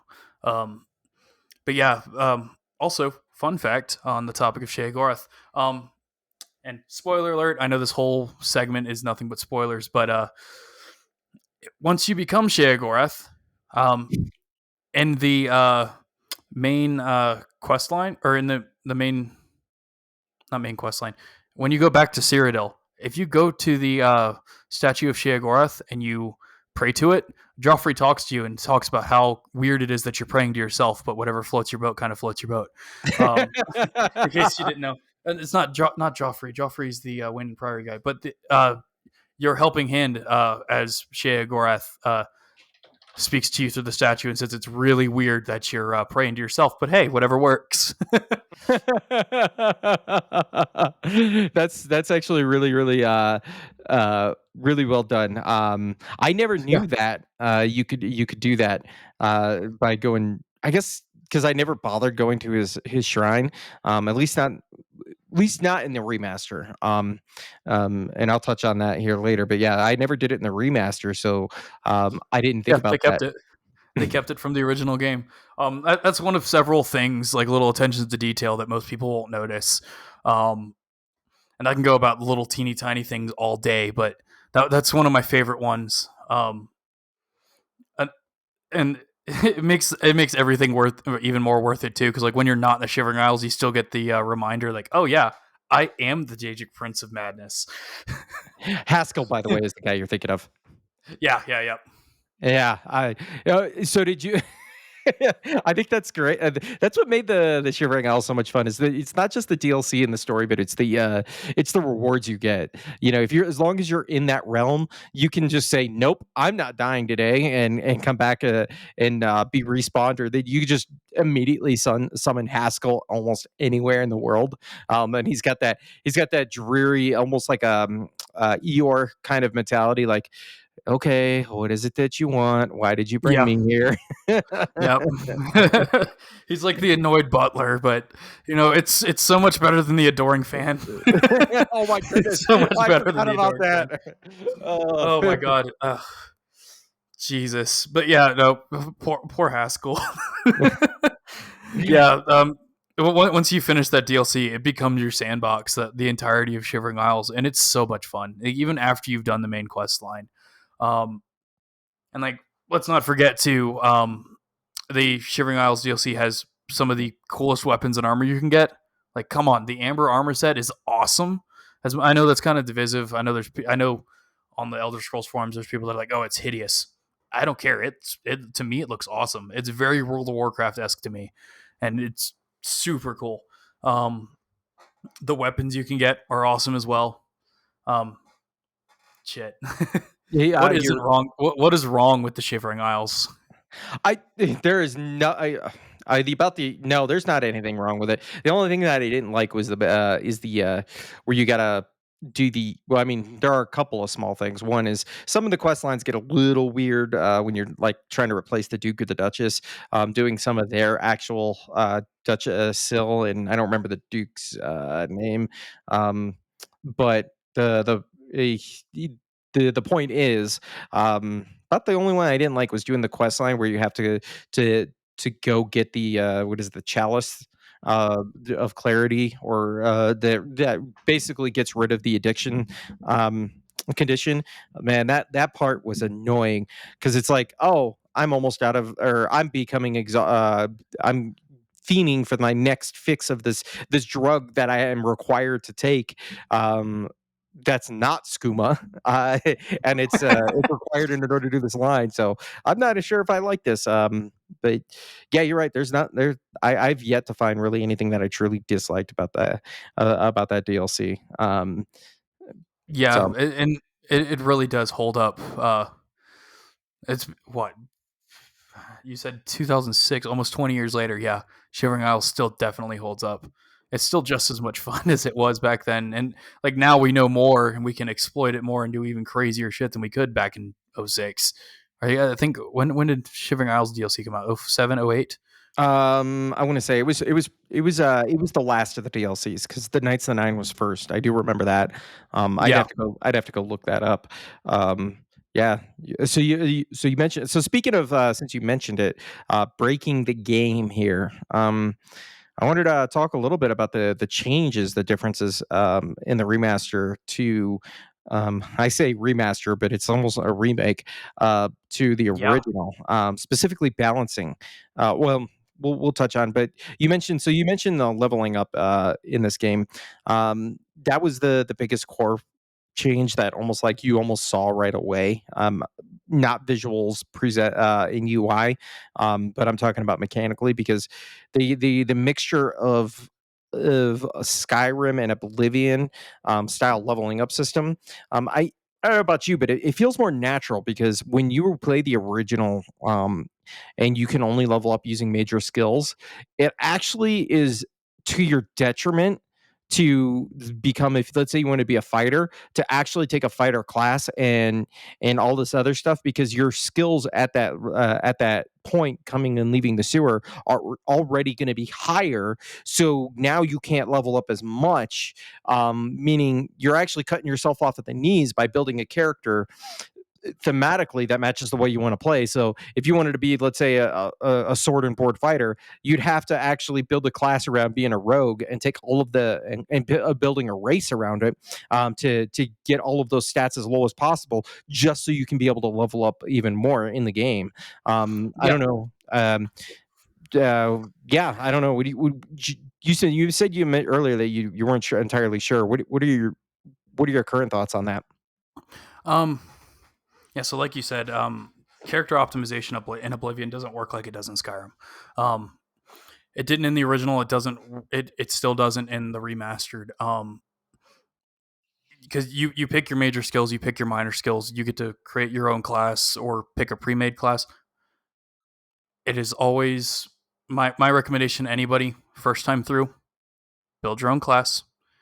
Don't listen to what the internet says. Yeah, there's very definitive best ways, quote unquote, to play Oblivion. None of them are actually the best way. The game is still just as difficult no matter how you play it. Um, Now, when you're going through and you're picking your skills and things, it's a good idea. At least I do this all the time. I'll put something like it could be. I might have sneak as a major skill because I want to go a little sneaky for my crit damage. Um, Obviously, you want to have blade or blunt as a major skill because that's going to be the weapons that you're using all the time. You want those to scale in damage with you as you level the skills. But I'll pick something random like mysticism, um, because if I'm going to want to slow myself down so that I'm not out leveling and outpacing the rate that I'm going through the game, I want to have those weird skills that I'm not going to level up as quickly, like restoration, because I don't actually use a lot of healing spells because of how I play Oblivion every single time. Um, I, my preferred way of playing Oblivion is actually the spellcasting method. Like in D&D, it would be like a Duskblade or Hexblade. Um, I want the spell sword type playthrough. Um, it lends itself to not leveling as quickly. You're not as broken as you're going through everything, um, and it makes the game just a little bit more difficult um, because you're not going to be leveling up heavy armor. So shields are going to be a lot worse because light armor shields in Oblivion are absolutely terrible. Um, Fun fact: they are absolutely terrible, and there's no dual wield mechanic either, so you don't get like the benefit of having a second weapon if you're not using a shield.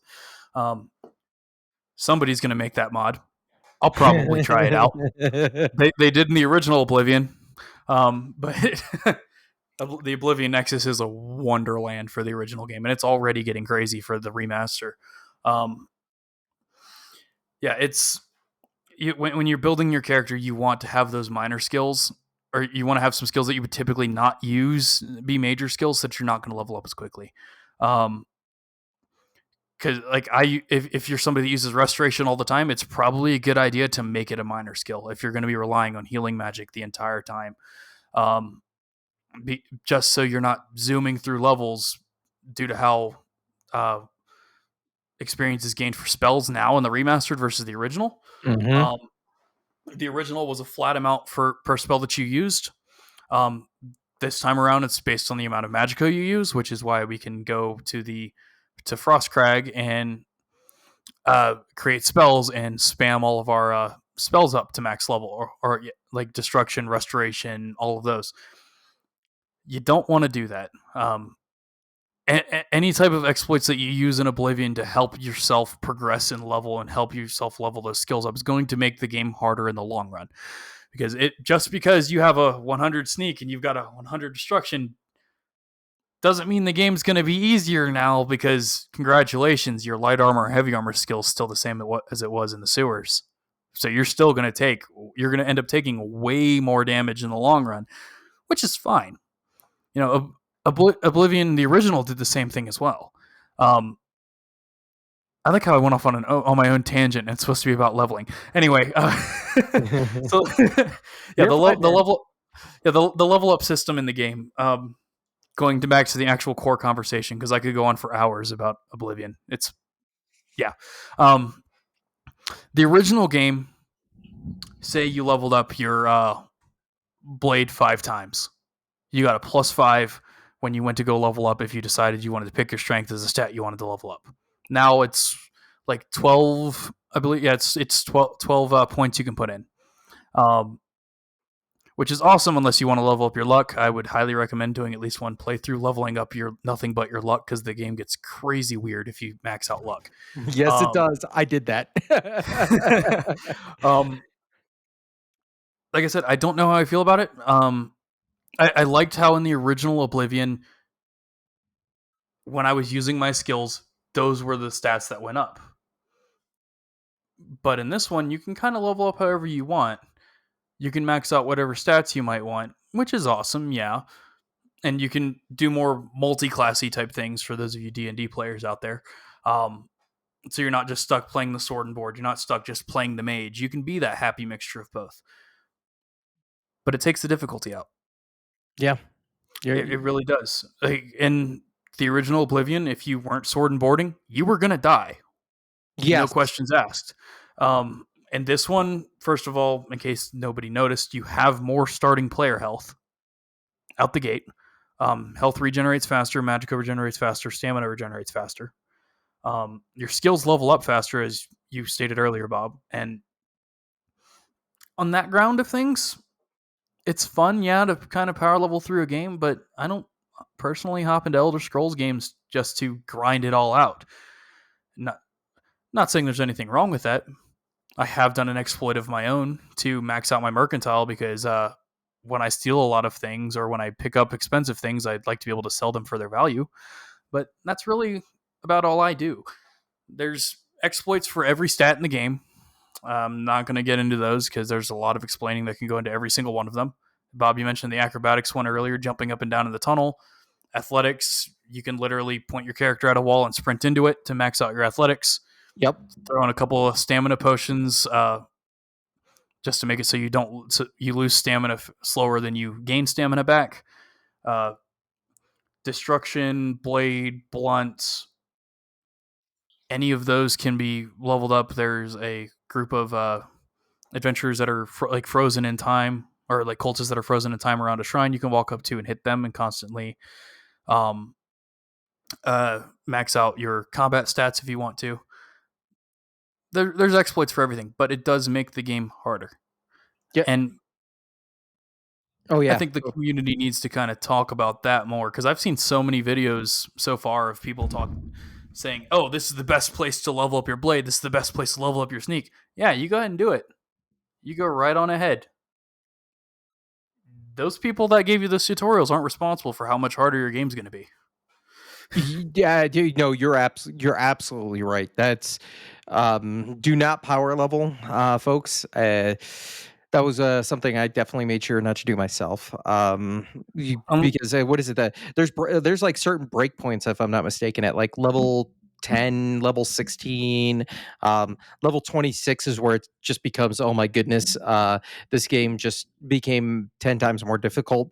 Um, all the way through to whatever your max level is. I didn't actually check to see. Do you know if there's a max level for Oblivion remastered? I have no idea. Right now I'm level on my highest level playthrough.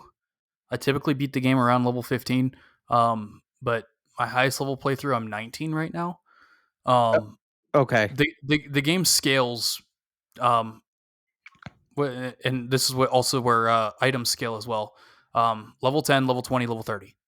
that's it. Um, Level 10 and 20 for most items. Some items like the Umbral armor set scale all the way up to 30, which is why you don't go out and pick up all these awesome items as soon as you get out of the sewer because they will be that level forever. Um, just because you can pick up Chill Rend at level 1 doesn't mean it's a good idea. Just you can pick up the Umbral armor set at level 1 doesn't mean it's a good idea because it's going to be a dramatic difference on how good these items are at level 1 versus level 20 and level 30. Hmm. Yep, that's entirely true. I guess what else? What else can we talk about this game? Oh yeah, you wanted to talk about the. I know you wanted to touch base, or let's talk about the community. You mentioned it earlier, particularly. I don't remember the name of the hub for a lot of the modding here. Being the PC player that you are, I'm on Xbox, or I mean PlayStation, should I say? Oh, my partner in this venture is going to hate me for saying that. I played the original on 360. This one's on PS5. The point is, you probably are more of exposed to the modding, because there's some with like Skyrim out there, but that has to be officially supported through Bethesda. And I have a chance, I have a suspicion it's never going to happen for Oblivion Remastered on the consoles. So what's your experience been like with the community, with the modding, all of that touching point? Okay, first of all, I can almost guarantee you that the modding is going to become officially supported. If a remaster is going to be anything like Skyrim was, they're going to sell it to us on our dishwasher if they can. Um, the game's Yeah, blown up. can it run Doom? Yeah. Um, I will play Skyrim on my mini fridge. I don't care. Um, but uh, I feel like down the line, yeah, it will be officially supported. Just like I think it was the special edition for Skyrim has official modding support. Um, and it's not all mods; it's a lot of mods on like the Skyrim Nexus, but it's not all of them. Um, the Oblivion Nexus that I mod through Nexus, um, predominantly. There's other platforms you can get Oblivion mods and Skyrim mods and any video game mods through. I use Nexus because it's all inclusive. Currently, as far as I'm aware, as of last night, Vortex isn't fully supported for Nexus mods yet. That's the for anybody watching that might not know about that. Vortex is the external mod manager through Nexus mods for all everything that they support. Remastered isn't supported just yet, so you still have to go through, make a mod folder, and throw in your mod data in the game files. Um, but the modding community, it was almost like clockwork. I shit you not, within 24 hours, the game already had 800 mods. I'm not lying to you. Um, That's I great. checked. I, I checked yesterday because I do have a few mods on Oblivion, and I don't recommend installing mods. If you're trying to get your platinum trophy, if you install mods or change anything in the game files, you can no longer get trophies, with the exception of some mods that allow you to still get trophies or that will enable trophies while modding. There are mods for that so that people can still get them. Um, Yesterday when I looked, Nexus had 2,000 mods for Oblivion Remastered. Oh wow. I'm gonna check right now. Okay. We're at we are at 2.2 thousand since 9 o'clock last night. Yeah, the I guess you could say the gr- most wild thing about that number is just how shadow dropped. I mean, this was the worst kept secret in the video game industry in quite some time. But nobody had, as far as I know, nobody had early access to it. At least out of the review gate, because I waited for the numbers to come in, and it took a little bit. Normally, review numbers are right away, even if it's a quick drop. And in this case, it took. I want to say I saw it wasn't until almost 48 hours later before I finally started seeing the review numbers come in, Yeah. which tells me the community wasn't. We all knew it was coming, but nobody had their hands on it. So to see that many mods already in just over 2 weeks is quite impressive. I'm glad to see the community's appreciating that. Yeah. What else? Any other anything else on that front that you'd like to let the audience know about? Yeah. So first of all, modding, uh, do it with an air of caution. Um, you can break a lot of things, whether it's intentional or unintentional. A lot of mods will change the .esp files in games. If you change those too much, or you throw in some type of bad load order for mods, you can end up crashing the games. Um, Currently, big controversy with Oblivion is the unofficial patch, um, made by the same minds that brought you the Skyrim unofficial patch, the Morrowind unofficial patch. Um, I will say proceed with an air of caution on it. Um, I don't know if it's actually dropped yet. Um, I haven't seen it on Nexus mods, but then again, I also don't search for the unofficial patches. I don't like how much they change the core games, um, because it is one person and their team that change things to their preference to fix what they believe are bugs. Um, and if, like I said, proceed with an air of caution. These patches have been known to cause issues. Um, Once they come out, a lot of times they are required, or they become required because of how much they change core mechanics of the games. Um, I won't speak any on the controversy surrounding the developer of said patch, because that'll start getting into my own personal beliefs. I don't really want to do that too much. Kind of proceed with caution. It's massive. It is something that's in the works. Somebody's trying to fix the bugs in the game. However, it's never a catch-all, fix-all. And in Skyrim, there were dramatic things changed in the gameplay. For anybody that's played enough vanilla Skyrim before they started modding it, you'll know what I'm talking about. Morrowind, same thing. Proceed with caution. Mm. It's good to know. Um, so I guess it's only a matter of time before we start seeing like in the Skyrim modding community where they changed Alduin to you've seen those before, I assume, where it's like Thomas the Tank Engine. Yeah. First of all, Skyrim is way more fun when you're fighting Thomas the Tank Engine than when you're fighting dragons all the time. Okay, because if you hear that theme song start playing, it's way more hilarious than they're like, "Oh my god, it's a dragon!" And you're like, "Jesus Christ, it's a dragon! I don't want to deal with a dragon." But if it's Thomas the Tank Engine, all of a sudden Skyrim's fun. I hate to say that. Like I can't play vanilla Skyrim anymore. I can't do it. I played it through Hmm. once. I can't do it without mods now. Just because, unfortunately, I hate to say it, but the modding community a lot of times can make a better game than Bethesda can. Um, I won't say that about Oblivion. There are mods that I do have installed for Oblivion. A lot of them are aesthetics because I personally hate how I build a female character and they're built like a warthog. So I I do have some aesthetic mods. I do have some weapon mods, some spell mods. I do also have bug and lighting fixes too. I don't know if anybody is out there playing on AMD hardware, but the game does, in my opinion, I've noticed. I have a 7900 XTX. It's not a 9070 XT like, which is the newest AMD card. But on launch, the game did have some stability issues at 4K with FSR on. Um, so I installed a mod that helped fix and patch a lot of that. There's a lot of lighting mods that'll help with those issues. There's stability fix mods. I do recommend those. But if you're going to install any mods, like I said, find one of the ones that lets you still get achievements, so you can still get your platinum trophy. That's solely on PC though. I'm not aware of any issues that there are on console. It's an entirely different world.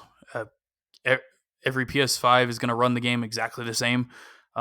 Versus I have my PC build. Aurora's got hers. That's my wife for everybody that's listening.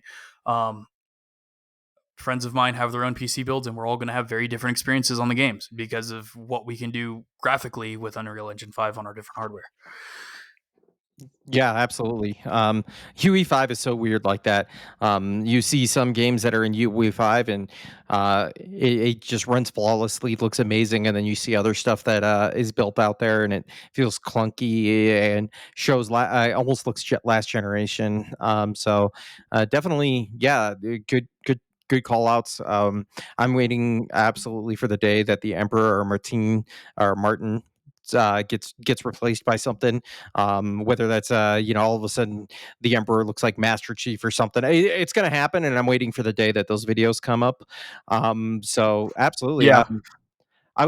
So I was looking, and it looks like as of I'd have to go look back at the reporting, but it looks like as of not even a week ago, this game is already scrolled or excelled, and it's was the third best selling game in US already. But this is probably outtaken, but already a couple of million copies, which is so wild because you have a PC version, or you're playing on PC, I'm playing on PS5, yet the Xbox community is allowed to just get it on their Game Pass, so those numbers aren't going to count towards their actual sales. So then you factor in those sales or those number of engagement players. Yeah. The just I think this is looking bright. This makes, I think, Oblivion being remastered in such a way is definitely a good sign that at least at the very idea OG Bethesda stuff is still has a chance. Um, I want to propose this question to you before we start wrapping up here. Is if we could thanks to the success of this, if we could take one more Bethesda game and just get it remastered, if you had your opportunity to do that, and you said this is the one that's going to be the next one in line, um, I know Elder Scrolls 6 is, we all want it, but what would be the number one old school game from Bethesda that you'd like to see come back to the modern world? Any Bethesda game or just Yeah, Elder Scrolls? give you any of the Bethesda, man. I mean, as far as I'm concerned, they all fit together. Any Bethesda game. Jesus, there's so many. This is the problem. Oh well, if you'd like, I can narrow it down to just Elder Scrolls. Would you like to see Morrowind come back or anything of that nature? Um, if we're talking Bethesda software titles, okay. So yeah, obviously, if I'm talking Elder Scrolls, Morrowind, yeah. But if I'm talking Bethesda games in general, Mm-hmm. their franchise that I think doesn't get enough love. Bob, I know you've probably played it. I have. I would love for a UE5 remake of the original Wolfenstein. Ah, see that I could see that. That would yeah, that's got my There's brain reasons going.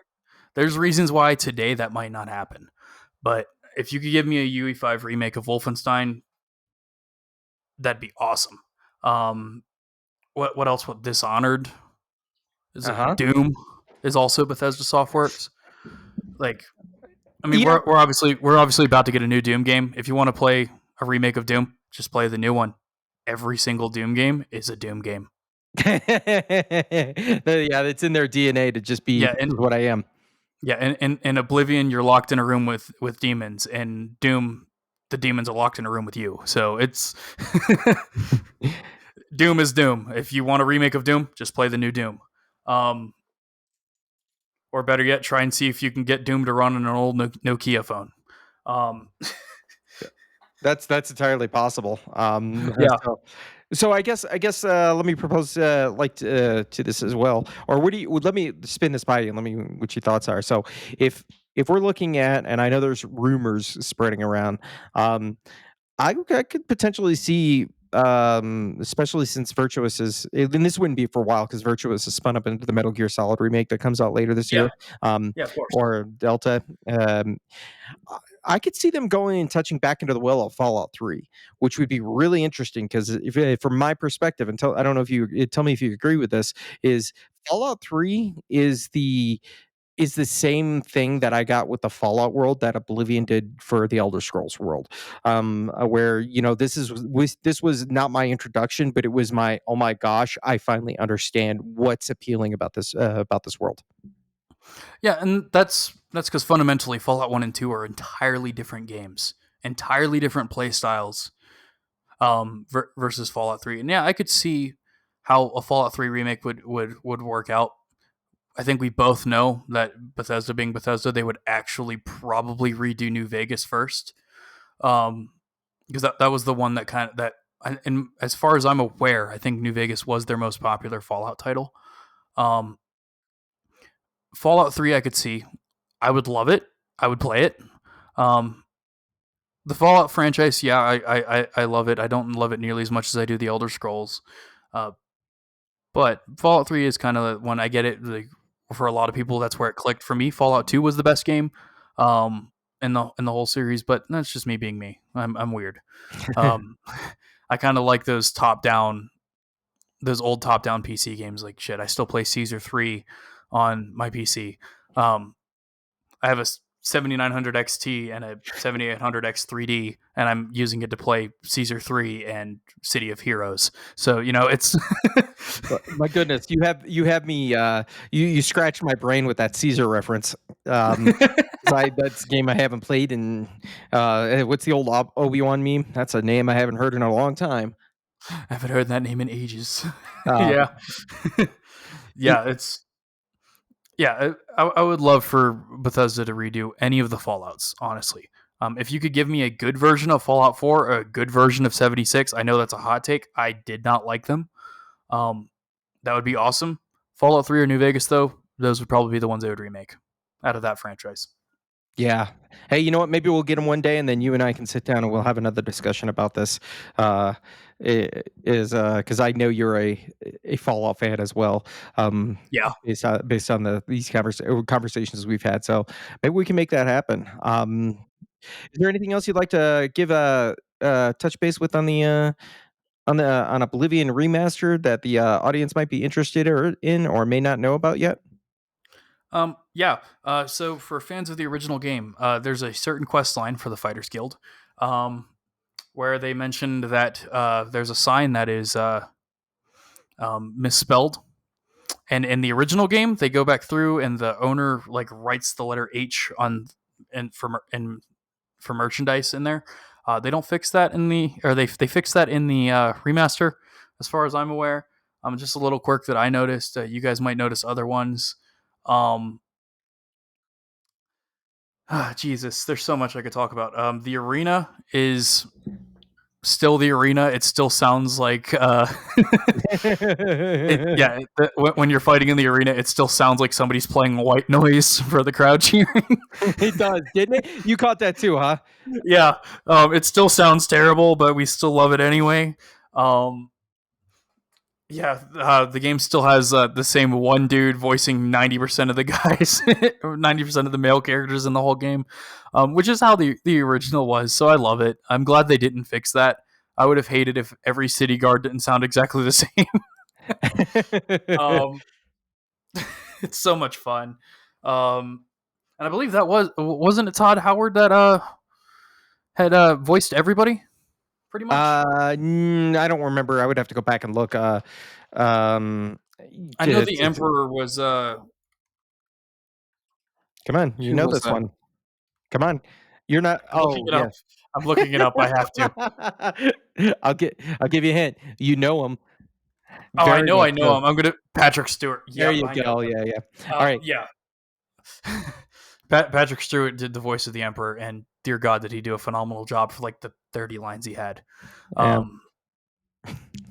Good God, that was for anybody that played it back then. That was a huge deal to have him in a video game project in 2006. That was unheard of. Let's not only mention. Let's not forget that it wasn't just him. That was the only celebrity in that Oh game. yeah, Jesus. Let me go through this cast list. Yeah, I mean, so what I'm alluding to for our listeners out there is Martin Septim is Sean Bean. Yep. Which was surprising because I was like, when I first heard it, I recognized his voice even the first time I played. I was like, okay, so when does he get brutally murdered? Waiting for that other shoe to drop. Um, I mean, it kind of technically somewhat happens depending on your how you look at the ending. With his quote unquote sacrifice, which was kind of a little bit of a letdown. I was expecting him to just get brutally murdered, Yeah. but Another big one, Jeff Baker as the voice of Haskell. He's in every single Elder Scrolls game minus Arena. He's in Redguard, he's in Morrowind, he's in Tribunal, uh, Blood Moon. The Tribunal and Blood Moon are parts of Morrowind. He's in the Dawnguard DLC and Dragonborn DLC in Skyrim. Um, he's also a really well acclaimed voice actor in other regards as well. It's a very star studded cast for all the voices, honestly, and you would never think it, but when you play the game through, you're gonna be like, I've heard that voice before. Where have I heard that? Whether it be from the original Oblivion or games that came out afterwards, or if it's Patrick Stewart, everybody knows Patrick Stewart, everybody knows Sean Bean. Like these are big names in the entertainment industry back then, and they still are now. Um, Maybe not as much now, but they were when those came out. Um, yeah, absolutely, man. Jesus, such a Yeah, star-studded that's cast. The see, that's musical score in the game is phenomenal too. I'm sorry, Ugh. go ahead. The musical score in Oblivion. Oh my goodness, yes, yes. I still play the Oblivion theme consistently Yeah, on a regular basis. yeah. I hold Oblivion in the same regards that I hold games like Shadow of the Colossus when I talk about video games as an art form. The soundtrack of Oblivion. Um, People might recognize the Skyrim soundtrack right off the gate. If you play me the Skyrim soundtrack, I'm not going to be able to tell you that it's Skyrim 9 times out of 10.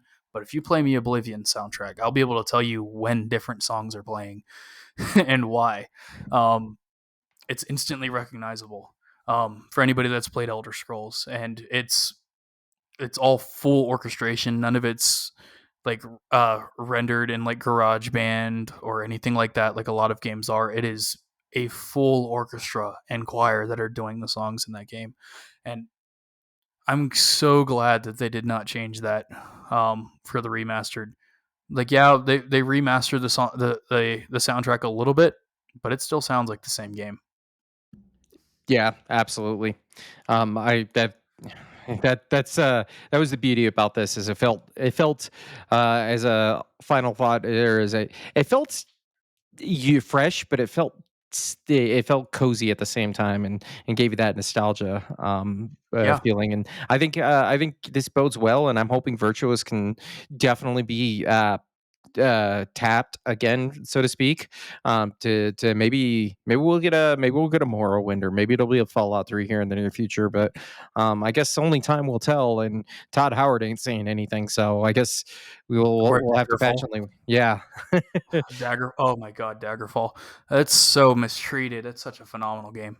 Yep. Um, Maybe yeah. we'll get that one day, and that'll be a good time for me to finally touch Jaggerfall for the first time in however many decades it's been. But yeah, Yeah, it man. did not age well. But yeah, we've been going at this about 2 hours now. What do you say we get out of here and go grab a beer? Yeah, that sounds pretty good to me. Cool. Well, I just want to thank our community out there for sitting in and listening in on this special bonus episode of Shapes of Gaming. Definitely remember, keep the conversation going. And as I always say, you don't have to play all the games. Just play the games that you want to play. Take care, everybody. Shapes of Gaming is a podcast shaped around gaming and, most importantly, our community. That's you. It is written, created, and recorded in beautiful Colorado Springs, Colorado, by me, Matt Stenson, and my good friend Bob Harriman. If you would like to be part of this amazing community, be sure to like, subscribe, or follow us on all the social media platforms or the podcast app of your choice. Thanks so much for listening, and always remember, keep the conversation going, and most importantly, keep gaming.